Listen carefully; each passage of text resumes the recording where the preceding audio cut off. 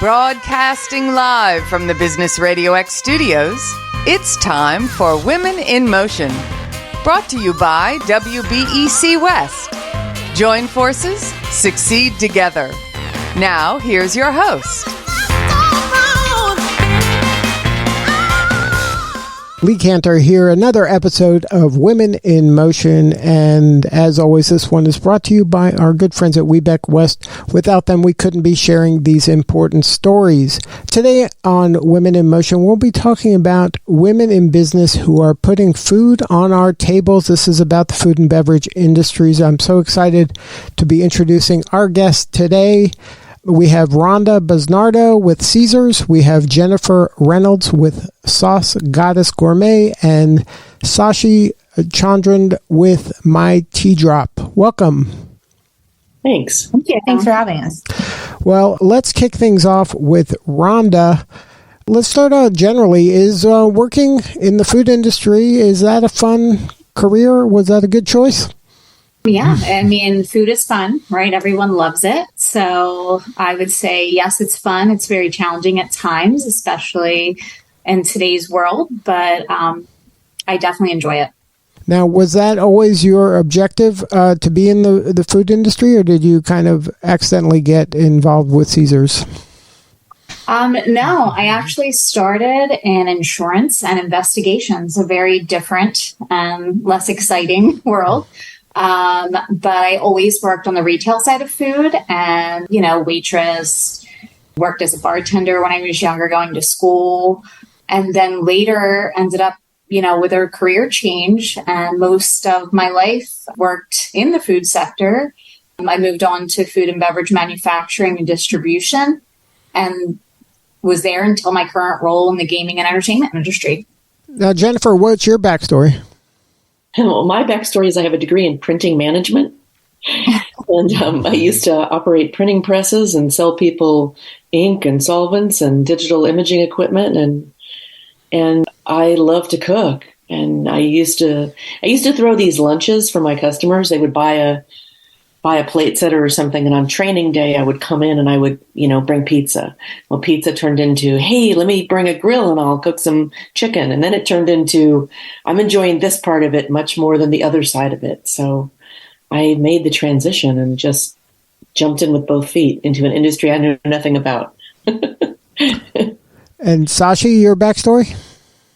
Yeah, so I first want to correct you. It's the company's called Tea Drops, not My Tea Drop, for those listening. And I started Tea Drops about 7 years ago. I didn't have any experience in food and beverage. I just had a huge passion for tea and the ritual of tea. My background is my mom is Chinese and my dad's from Sri Lanka. My dad was actually born on a tea estate in Sri Lanka. Both my parents are immigrants. So tea culture was a huge part of my upbringing. And I just realized that the process of making tea is very cumbersome, especially loose leaf tea. And most tea bags on the market are filled with microplastics. So that just kind of sent me on this journey of exploring what was on the market, realizing there wasn't anything that met my current needs. And that's how the creation of my product started. And then I ended up patenting the idea and selling at farmers markets, and the rest is history. Now, has there been any, let's say, unintended learnings along the way, or has it been kind of a smooth path for you, Sashee? I feel like that's a trick question because, of course, there's been a huge amount of challenges in any endeavor, but especially in the food and beverage industry. So no, it has not been smooth. I think that there's a lot of unexpected surprises and a huge learning curve and things to uncover. But the one thing that's really wonderful is the food and beverage community, I feel, are very generous with their time and their knowledge and their support. And I've been very lucky to benefit from that. Now, Jennifer, for you, has it is what you're doing now the way you envisioned it when you started? Not at all. Not at all. And I can totally second what Sashee's saying. It's, the interesting thing is everyone in this industry very generous with their the lessons they've learned.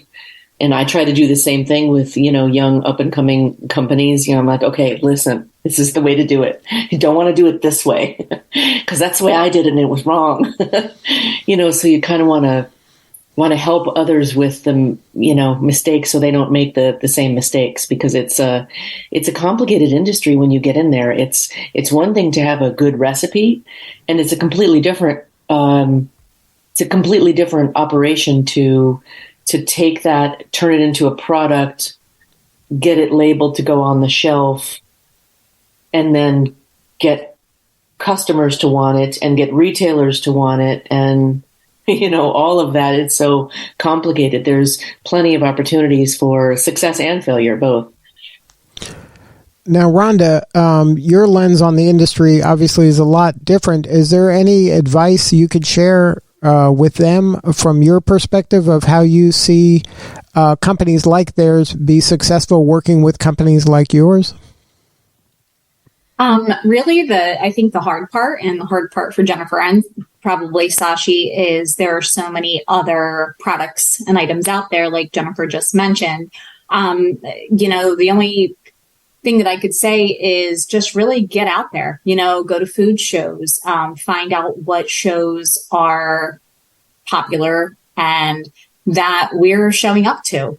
Bring your innovative ideas and samples and everything that you have to have available and show while you're there at those shows, and really just keep reaching out and find the right person. A lot of people will contact me for a category that I may not manage, but just finding that right go-to person and just really networking and getting yourself out there is my advice. Now, if I can just add on to that, if that's okay. Yeah, please. When I've been in business 23 years, and so I just along the way, there have been key people, Rhonda, that, they've come in and they've helped, just like you said. You find one person and they may not know the answers, but they're like the connector that can go, well, let me find the right person for you in here and here and here. And especially in the WBE community, it's the amount of assistance in trying to find that connection. Everyone wants to connect everybody else up with someone that could be a good match, and so it's really neat to have that. And is it the dream when you started, Jennifer, to kind of get a partner with one of these enterprise level organizations to really kind of multiply your efforts? Was that a goal, or was it always kind of selling to the end user, one at a time, but grow it over time? No, in the printing industry, I came out of the distributor network. So I already knew that there was this middleman in between the people making the stuff and the people using the stuff. Whatever the stuff is, in between is the distribution network. And there's, people that are selling on manufacturer side and distributor side. And I knew that existed.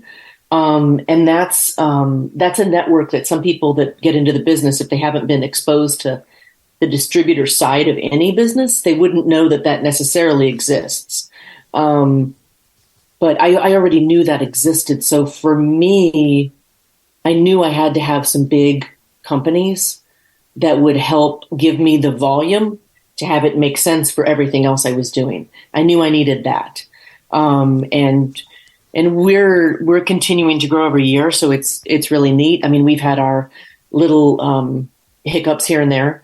And, but, just having that, base of some large, customers, and a lot of them we actually got through WeBank. And we're in Kroger and, Macy's, and, we've got a meeting with Target coming up, and we've got, Whole Foods and Sprouts. They're not necessarily, in the WeBank community, but we've Safeway, Albertsons, Meijer.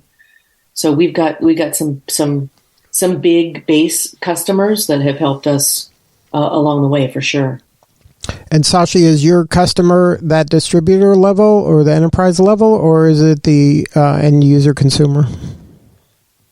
It's actually a little bit of both. So our business is structured maybe a little bit differently than most, not most food CPG brands, but different in the sense that we have a direct-to-consumer, pretty sizable direct-to-consumer business where that we sell directly on our website and Amazon. We also have like alternative wholesale accounts, we call them. So those are kind of the spas, some hospitality accounts, small boutique type of retail. And then we also have grocery retail, which, we're in a subset of Whole Foods, Natural Grocers, Target, and we're expanding into Sprouts National and Walmart this year. So it's a little bit of everything, a multi-channel, omni-channel approach, but it keeps us on our toes. It's definitely, it's like running kind of a couple different businesses under one roof.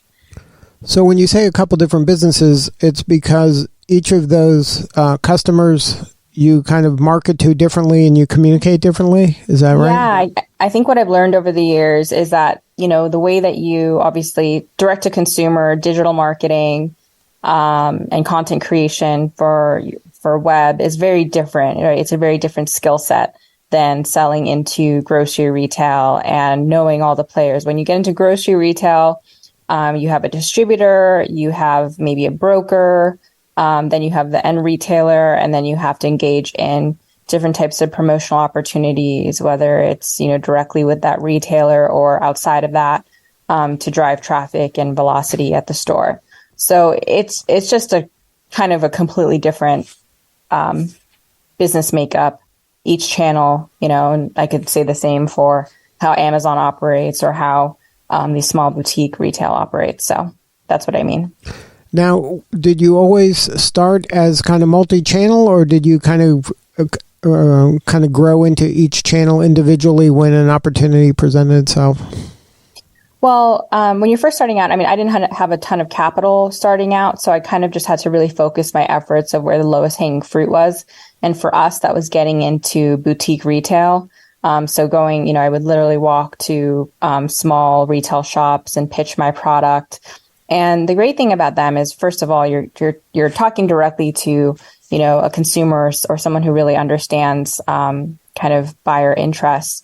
But then also the net terms on when they pay are also much more favorable than larger retail. So, you might get paid immediately or within 30 days. So that would help with cash flow. And then I would use those proceeds to then explore and experiment on opening our own website. And I had a background in digital marketing. My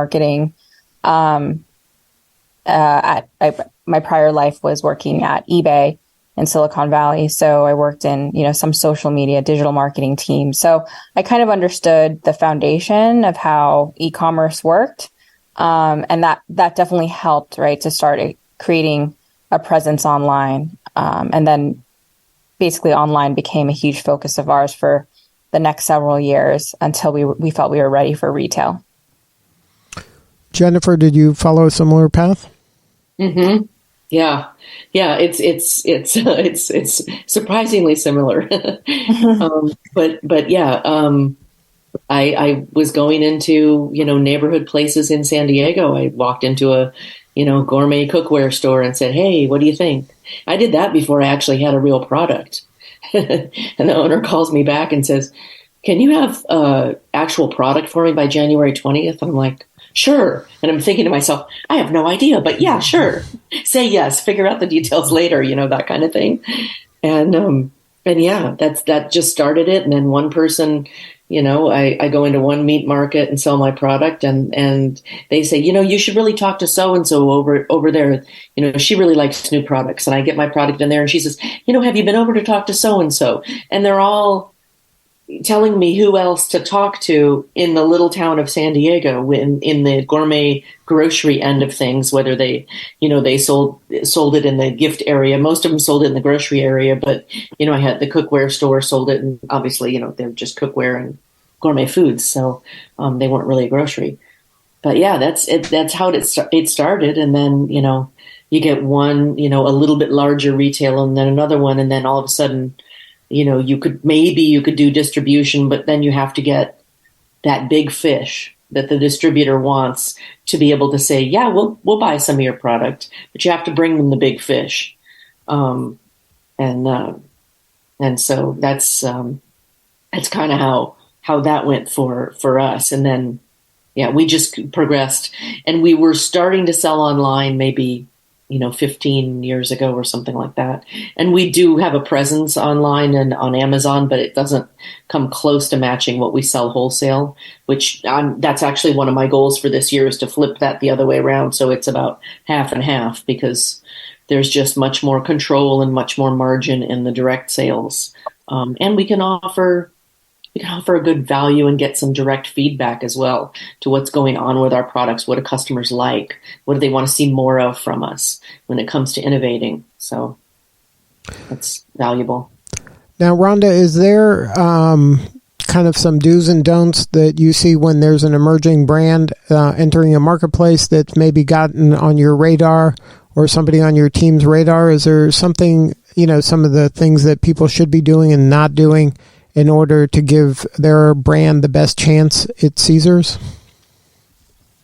I wouldn't say really do's and don'ts. I would just say more of, seeing what your options are to make yourself stand out. Like diversity. I know that our company is very strong in support of diversity, women-owned businesses, different socioeconomic and cultural diverse owned businesses. Even in some markets, they really follow that. Just seeing what makes you be a step above the rest, and something that we're looking for. As far as don'ts, the only thing that I could say is just don't sit back and wait for someone to contact you. It sounds like these ladies are. They already have learned that, and they know what they have to do to get out there and have their presence out there. And yeah, I think that that's very important. So, are there, Rhonda, are there current trends that you're keeping an eye on that you're looking for to fill kind of a void? Obviously, anything more natural. The vegan market is really big right now. Any type of plant-based products are huge right now in the market and being sought after. Anything innovative that can be helpful in the back of the house for, talking about sauces, even bases, a soup base, a sauce base, anything to help the chefs not have to do as much prep work in the back. For obvious reasons, not only to keep them, to be helpful when they're busy, but also to help with just having enough sous chefs in the back. As we all know, through COVID and through everything, things have changed. It's harder to find help, and some people have changed their whole careers in the food industry.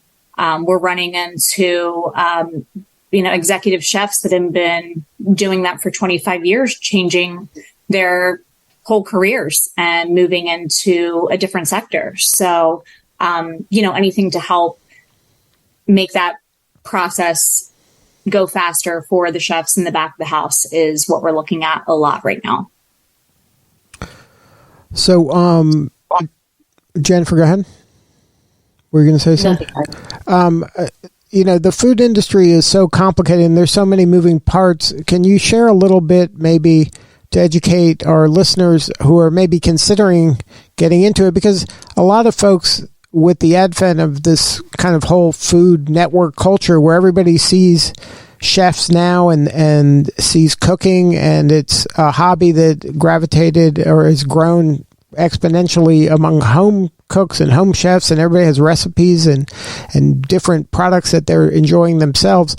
But to make that transition into a business, can you talk a little bit about maybe some of the complexity and some of the issues regarding safety and health and just all the stuff you don't really kind of see on the surface, but is happening in the background if you want to be successful in moving it from a hobby to a career. Jennifer, can you share a little bit? I'm sorry. I wasn't sure who you were directing the question to.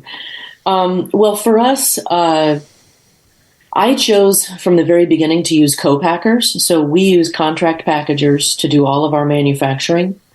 And we have requirements of our manufacturers. We require that they be SQF or BRC certified, which means they've been inspected on an annual basis, and food safety is top of mind. So that's kind of how we address the food safety end of things. I will say the interesting thing about using co-packers is that initially I'm creating a recipe at home, testing it out of my dear friends. I come up with a formula, but it's not actually a formula until my co-packer gets a hold of it and uses the industrial type of products. So what I mean by industrial is the tomato paste that we buy in the grocery store that we use in our sauce is nothing like the tomato paste that our manufacturer uses. There's so much less water in it that you could, it's more the consistency of a thicker peanut butter than normal peanut butter. I mean, it's really thick. And so all of the measurements that I might have in my home recipe are off when, because the water is different. So they have a formula they use for manufacturing, and then they make test batches and that kind of thing. But that takes care of some of the food safety for us. One of the things we do is all of our products are certified gluten-free. So we do have our products tested so that we know they're under 5 ppm, which is parts per million of gluten, which is to celiac standards. So our products are certified for celiacs. They're okay. And Rhonda, they are vegan. And they've always been vegan, actually.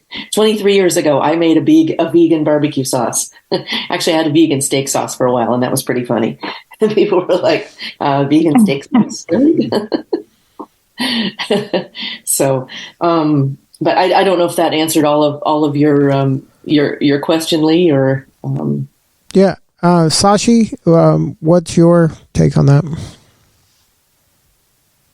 So is the question around like trends we're seeing, or what? Well, the question's kind of about the.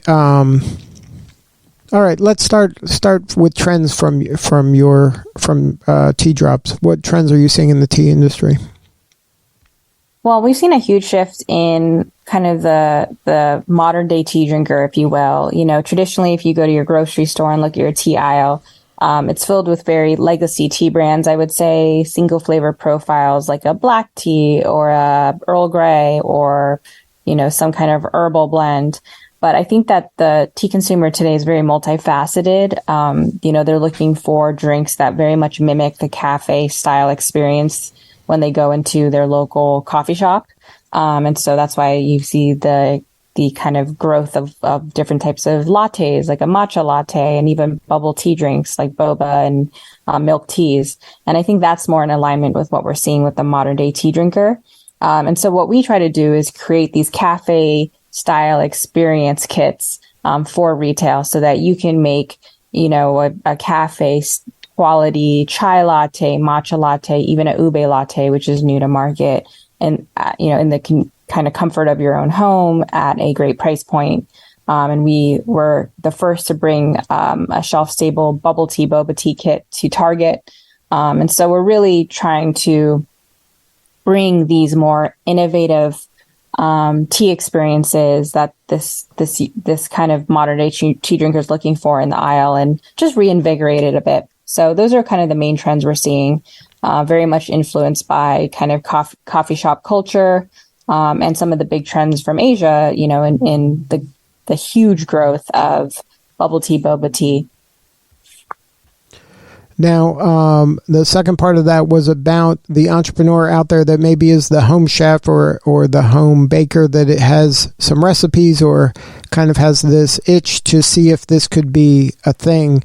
Do you have any advice for that person on how to navigate some of the complexity and maybe share some of the things that maybe are obvious to you now, but maybe wouldn't be obvious to that aspiring food person? I mean, I think with a great thing about food and beverage, you could start anywhere. I think that all of us are probably a testament in some way that you don't have to have true experience to do this in a traditional sense or formal education. I learned about the cottage food license early in the starting my company. So, you may not have the resources to go right away to a co-packer like Jennifer did. But you may want to just start something in your kitchen. And there is a law, at least in California, called the cottage food license, where it enables you to make, you have to obviously get your kitchen or your home kitchen permitted, but make up to a certain amount at home, up to a certain revenue threshold. So you can sell, whatever you're making locally at farmers markets or in retail shops, just to kind of test out, get a proof of concept of your idea. So that's one thing. And then the second thing, I spun my wheels around learning about UPCs, which, like, unless you're in this industry, you don't know anything about. But so I remember going online and like literally Googling up like how to create a UPC. And that led me to this kind of off-market site. And so the standard for all UPCs is GS1. So that is just a piece of knowledge I'm passing on. But those two things, a cottage food license and UPC GS1, really helped me out in the beginning. Now, are there any resources, I'll put this out to the group, are there any resources that you turn to get some kind of industry knowledge? Are there groups that you joined or associations that you became part of that were kind of food specific in your niche? Or was it something you just kind of went boldly forward and, maybe Googled some stuff and just went for it? Go ahead. You sure? Yeah, go ahead. Okay. There are some Facebook groups and Slack groups that exist. One is called Startup CPG for Slack. A lot of different food CPG business owners are on it, great advice and resources. And there's a Facebook group called OMG CPG, I want to say. And if you join that group, it's a lot of early stage food and beverage operators that share a lot of resources and knowledge. So those would be my two to start. Jennifer? Yeah, and well, there's the Specialty Food Association.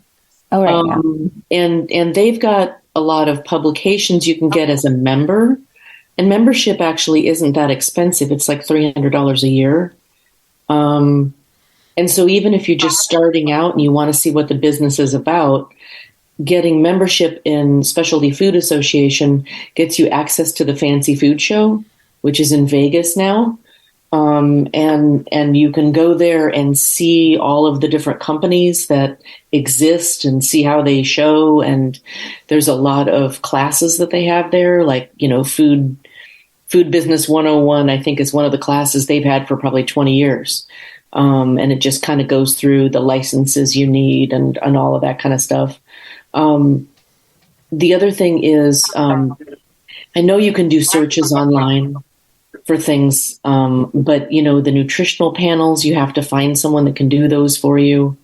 And you've got to find someone good that knows the laws, not that can just do the panel for you. You have to find someone that knows, what's the minimal typeface you can have on your label and things like that. And as you're a small company, it's not as important. If you have, I believe, under $100,000 in sales, you don't actually even have to have a nutritional panel on your product. But once you reach over that, or if you want to go for retailers, you have to have the UPC. You have to have a nutritional panel on there. No one, no retailer that's really looking to grow and help you grow is going to want a product that doesn't have either of those.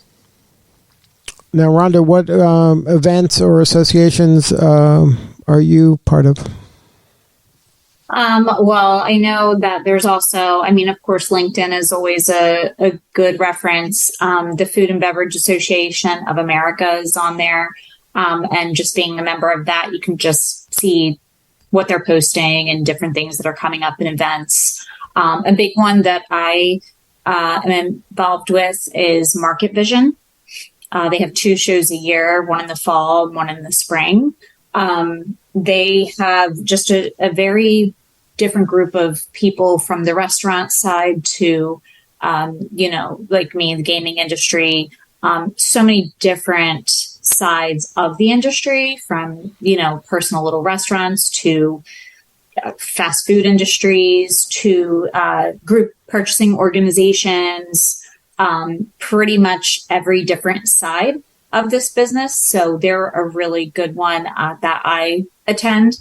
And I meet a lot of great, different reps there, from, just retail to different restaurants that, maybe just a friendship and someone to talk to about what's going on in the industry and the market. And they also have great speakers that really can help you with what's going on in the market in your industry and the specific product that you're making, or the ingredients that are in that product that you're purchasing.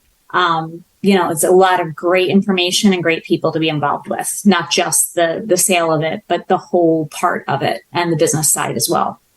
Now, how important is WeBank West and WeBank and associations like that to you, Rhonda, when it comes to introducing your firm to these kind of up-and-coming businesses and these other resources that maybe wouldn't be on your radar any other way? It's actually very important to us. I mean, Caesars is very, involved in a lot of other things other than just gaming and restaurants and everything. We support so many things. I'm dealing with everything from diversity to sustainability to, cage-free products and things like that, laws and where it's not mandated by law.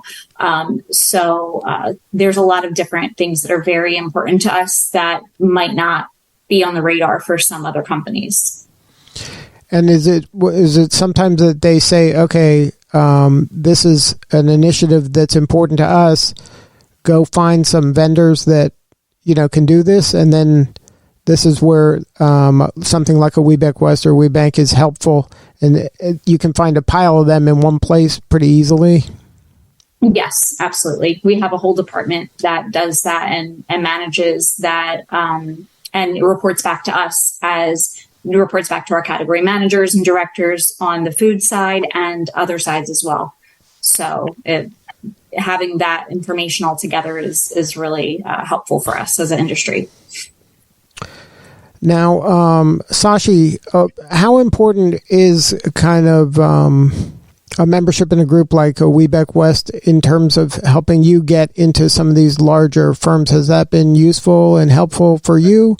Or was that something that... I know it can be, and also I would just say, the certification itself is just so helpful to have conversations with buyers. I think buyers and the industry really respects the WeBank as an organization, efficacy of the organization. So I think that's just one great talking point to bring up when you are having conversations with prospective buyers. I will say that I think my goal this year is to utilize the WeBank community more in terms of the relationships and the, there's just like a plethora of advice here and connections to larger retailers. So while I haven't necessarily utilized it as much in the past, it's definitely something that I see the value in. I see so many other business owners who derive so much value from WeBank that I'm excited to get more entrenched this year. So where do you go for support and collaboration right now? So a lot of them are other founders that I know in the space, food and beverage founders, local founders, and ones that I meet kind of in the online sphere, and that we kind of create in-person events together. So I would say that the biggest source of intel I get is from other founders in the space. And that just the people that you've kind of proactively found on your own or have found you?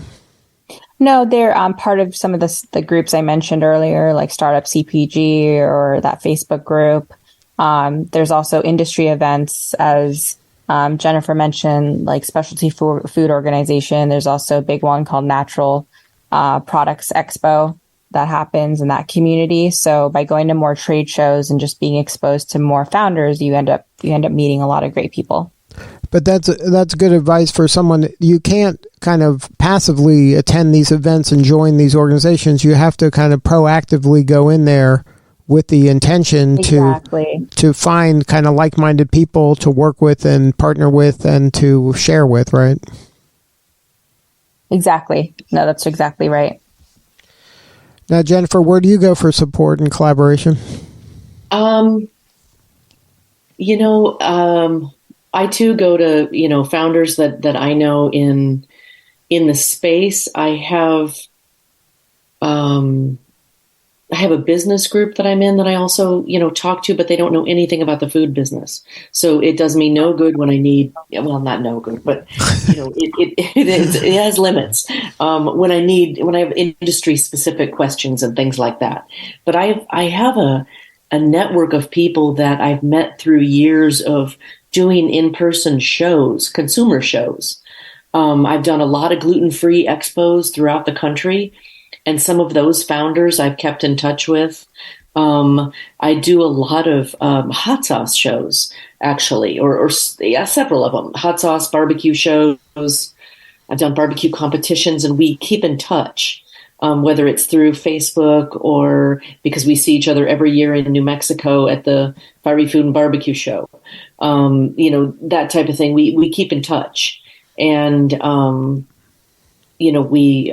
we can connect that way and help each other in some ways. But a lot of those companies aren't in this CPG space in terms of distribution to retailer. They're direct to consumer in a lot of ways. And so it's a different space. And is that something that I want to grow?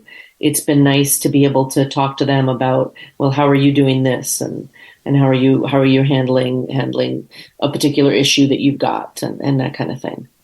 So it sounds like you feel it's important, but you didn't have kind of a go-to group. You formed your own kind of tribe. Kind of ad hoc. Yeah. We all just sort of reach out to each other when we need help. Yeah. Well, I see, Jennifer, you're in the San Diego area. And yes. I am too, and I didn't even realize that we're local. Yeah. There's also a great group called Naturally, and it's localized to different areas, but Naturally is like a CPG-based organization. I know they have Naturally San Diego, that's an active group, Naturally LA, Naturally in Austin, I believe. So that's also a great organization to check out. Okay, good idea. Thank you. And on my side, I also, I collaborate with my chefs a lot too. So having chef friends are a great resource because they're in that front line. They are talking to everybody. They're dealing with the customer, the consumer, the distribution centers, the products, everything firsthand. And they have a lot of great information. And sometimes very demanding information, but it's very helpful in what we do. I live in New Jersey and, I'm on one coast. I travel a lot. I'm all over, but what may work here on the East Coast and what's going on the West Coast are two totally different things. So they're really, really great at collaborating and helping with ideas and what's going on nationally. So getting out there and talking to different chefs, even if it's going to different restaurants or anything, I think is also a great resource for everyone. Now, Sashee, is there a story you can share, maybe your most rewarding part of the journey so far? Is there something that stands out for you in the growth of your company? Yeah, I mean, I feel like there are so many great milestones that kind of keep you excited and reinvigorated. I think for us, we've had a lot of great experiences of getting into kind of retail dream accounts. Like Target was a big one for us. And we actually had our teas in a gift basket for a certain speaker group at a convention, and little did we know, like, it ended up in the hands of Michelle Obama, and she ended up writing a note to us thanking us for the tea and just kind of a note about the type of business we were building. And so that was obviously like, I thought the mail was truly spam. I didn't realize when it said office of the president that was for real. But, there's moments like that you're just like, what? Like, you can't make this stuff up. Or when, another celebrity, Chrissy Teigen, unsolicited, we did not pitch her, although we were trying to get her as an influencer, just tweeted about our tea organically. There's just certain moments that are pretty transformational for you and also the business that I will remember forever. Jennifer, for you? Wow, I don't have any of those moments. That's fabulous. That's super cool. For me, I love the random phone calls I get from consumers that are like, oh my gosh, I can't find Moroccan Twist in the store. I moved out of the area and, what am I going to do? And I'm like, well, you can shop online, first of all, but it's just so nice hearing that they're like, oh my gosh, I love your product. I can't make chicken without it. Whatever the product is, it's just that phone call, because our phone number is on our website. It dials to a phone that actually gets answered by a real person. And, most of the time it's me. And it's neat to hear those. It's neat to hear that we're making a difference in people's lives, because that's really the end of it. The big thing that I want to do is make a difference in people's lives and get people back to the dinner table together, eating, telling stories, and enjoying a really great meal that is made with great ingredients. There's no junk, no additives or flavorings. It's just food, and just enjoy that time and that food. And so for me, when I hear those stories, it's neat. It makes me all warm and fuzzy. Rhonda, is there a story that you can share about your career thus far that's been rewarding?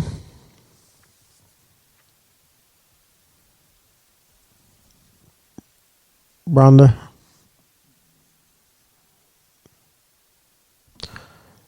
You're muted, Rhonda.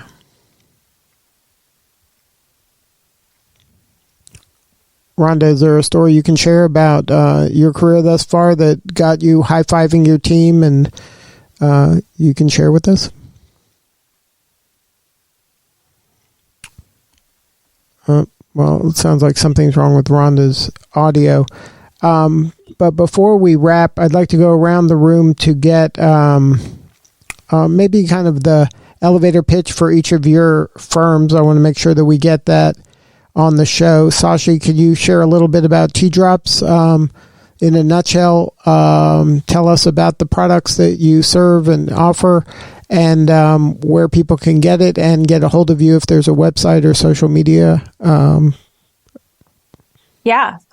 So we are the creators of a bagless tea called Tea Drops, and it's actually made with whole leaf, loose leaf tea compressed together in fun shapes like heart stars, flowers. We make the ritual of tea time easy and convenient, and we just recently launched these cafe quality inspired kits that enable you to make a chai latte, matcha latte, even ube latte and bubble tea conveniently in the comfort of your own home. And you can find that at Target and soon Sprouts, Walmart, and also on our website at myteadrop.com. And Jennifer? We make obscenely delicious gluten-free sauces and spices and dip mixes that will transform your meals. Everything that we make is free of any preservatives, additives, colorings, flavorings, and that means like our sauce has no xanthan gum, our spices have no anti-caking. It's literally just food, which even in the natural space is surprisingly unique. There's a lot of organic sauces that still have organic xanthan gum or organic rice powder. Same thing for the seasonings. There's a lot of that. Our products are all certified gluten-free, as I mentioned earlier, to celiac standards. So that opens the door wide open that they can, safely serve sauce and spices with their meals and what they're cooking, vegetables or meat or fish or whatever. Our products can be found at Sprouts nationally. We're in 4 regions of Whole Foods, so the Northeast, Mid-Atlantic, Midwest, and in the Southern Pacific region. And then they can be found at Fred Meyer and QFC in the Pacific Northwest, and King Soopers and City Market in the mountain area, in the Denver area. And oh my gosh, let's see, I'm going to miss somebody. Meyer in Michigan took our spice tins on, which is super cool. And we're growing like crazy. Central Market, this really cute little gourmet store in Texas, has it. And then you can go to Amazon, Walmart.com, SauceGoddess.com, Macy's.com, all over the place. So we've got a lot of different gift packs and things like that to get. Good stuff. Now, Rhonda, if somebody, can you share? I know there's obviously Caesars does a lot. Is there kind of a website the best place to connect with Caesars to learn more about what's going on there? Yes, I would definitely say Caesar's main website is the best way. Also, LinkedIn, you can search, profiles of people that work with Caesar's in the food and beverage sector, and reach out directly. I know myself, I'm very helpful in directing you to the right person to get in contact with. Obviously, we're very large, so I would say be patient, but that's a really good resource as well. Well, thank you all for participating in this roundtable. You're all doing important work, and we appreciate you. This is Lee Cantor. We will see you all next time on Women in Motion.